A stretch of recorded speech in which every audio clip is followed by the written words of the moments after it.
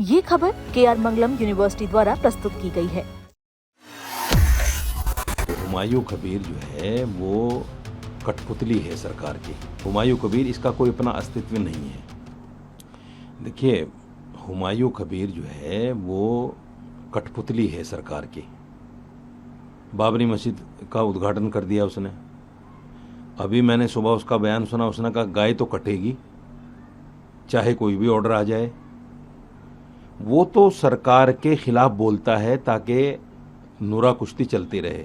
एक कहे गाय नहीं कटेगी, एक कहेगा गाय कटेगी। ये तो ये जो है हुमायूं कबीर, इसका कोई अपना अस्तित्व नहीं है। मैंने सुबह भी उसकी बाइट सुनने के बाद बाइट दी कई चैनलों को। मैंने कहा कि ऐसे इंसान को तो जूता मारना चाहिए जो बाबरी मस्जिद के नाम पे आस्था से खिलवाड़ करता है, जो कहता है गाय कटेगी। उसको तो जेल में होना चाहिए। सरकार ने एक आदेश जारी किया कि भाई हम नहीं करेंगे, इसको नहीं करना, और वो करे नहीं तो हम तो करेंगे चाहे कुछ भी हो जाए। उसको तो अब तक FIR हो जानी चाहिए थी, उसके खिलाफ जेल भी चला जाना चाहिए था। लेकिन उसके खिलाफ FIR ना होगी, ना उस वक्त हुई थी जब बाबरी मस्जिद की बुनियाद रखी, जब TMC ने उसको गोद में बिठा लिया। आज भारतीय जनता पार्टी ने गोद में बिठा लिया उसको। नहीं तो ये इस प्रकार से क्या मुसलमानों को उकसाने का प्रयास किया? बिल्कुल मुसलमानों को उकसाने का प्रयास है। देखिए, सारे मुसलमानों ने बंगाल के ये ऐलान कर दिया हम गाय नहीं काटेंगे। हमने भी किया, मौलाना रशद मदनी साहब ने भी किया, सब ने किया। जितने भी बड़े उलमा हैं, जितने भी मुस्लिम ऑर्गेनाइजेशन हैं, सब ने कह दिया गाय नहीं। वो अकेला आदमी खड़ा हुआ कह रहे हैं नहीं गाय तो कटेगी। तो इसका मतलब ये है कि वो कहीं ना कहीं मुसलमानों को उकसाना चाहता है। जब नमाज की बात आई तो हमने सब ने मिलकर कहा कि नमाज सड़कों पर नहीं होगी, बिल्कुल नहीं होगी। कुछ लोग हैं जो कह रहे हैं नहीं नमाज सड़कों पे होगी। वो मुसलमानों को उकसाना चाहते हैं। मुसलमान सड़कों पे आएँ, सरकार के खिलाफ जाएं, फिर उन पे लाठीचार्ज हो, उन पे मुकदमे लगें, उनके घर टूटें और वो जेल जाएं। इसलिए मैं मुसलमानों से कहना चाहता हूँ वो काम करो जो हिंदुस्तान के आइन के बिल्कुल मुताबिक हो और हमारी आस्था के खिलाफ ना हो। वंदे मातरम हमारी आस्था के खिलाफ है, इसलिए हम उसका विरोध कर रहे हैं। के ठेकेदार हैं जो इस प्रकार से बातें कर रहे हैं, जो भी गौ हत्या करेगा या जो भी वंदे मातरम नहीं पढ़ेगा उसके खिलाफ हम कार्रवाई। देखिए, सिर्फ ये कह देने से कि क्या वो ठेकेदार है काम थोड़ी चलेगा। आजम खान जेल में है ना,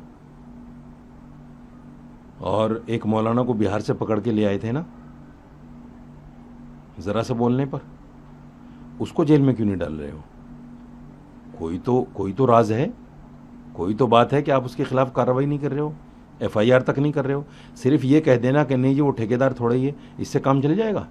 एक आदमी सरकार के खिलाफ किसी समुदाय को भड़काना चाहता है, सरकार के सामने लाना चाहता है, और इस तरह की भाषा बोल रहा है कि नहीं गाय तो कटेगी, जो आपकी आस्था है। सारे मुसलमान कह रहे हैं कि नहीं कटेगी और वो कह रहा है कटेगी, तो उसके खिलाफ FIR क्यों नहीं करते? उसको जेल में क्यों नहीं डालते? ये एक बहुत बड़ा सवाल है। तो ये नूरा कुश्ती चल रही है। सरकार कहेगी नहीं कटेगी, वो कहेगा जी हाँ जी कटेगी। ये सब कुछ चल रहा है। आदेश किया है कि सख्ती से जो है उस ये का जो कानून है वो लाया जाएगा, जो भी इसका खिलाफत करेगा उसके खिलाफ कार्रवाई। क्या हो गया शुभेंदु अधिकारी को?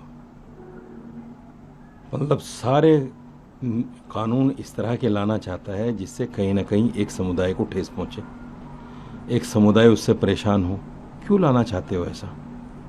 अगर आपके पास आपकी जो एजेंसियां हैं वो पर्याप्त नहीं हैं तो आप केंद्र सरकार से कहो ना कि पर्याप्त एजेंसी दे मुझे, ताकि पता चले कि कौन हिंदुस्तानी है कौन बांग्लादेशी है। पकड़ो उनको, निकालो उनको। लेकिन CAA लाकर पूरे पूरे स्टेट के मुसलमानों को आप कटघरे में खड़ा करना चाहते हो, पूरे मुसलमानों को परेशान करना चाहते हो। आखिर क्या चाह रहे हो आप? कि बंगाल जो है बिल्कुल तितर बितर हो जाए, सारे लोग जो है सड़कों पे निकल जाएं तुम्हारे खिलाफ? ये जानबूझकर के इस तरह की पॉलिसी ला रहे हैं, इस तरह की बातें कर रहे हैं। एक बार भी उन्होंने कोई ऐसा फैसला नहीं लिया कि साहब मैं इतने लोगों को नौकरियां दूंगा, हॉस्पिटलों की मरम्मत या हॉस्पिटलों को सही करूंगा, या जो सरकारी स्कूल्स हैं उनमें पढ़ाई अच्छी होगी आज के बाद में। ये बिल्कुल भी ऐलान नहीं कर रहे हैं। सारे कम्युनल चीज़ें, ऐसी चीज़ें जिससे अफरा तफरी पैदा हो, नफरत पैदा हो, ये जानबूझकर इस तरह की हरकतें कर रहे हैं। और अगर सड़कों पर लोग निकल आए ना, इनको जान बचानी भारी हो जाएगी।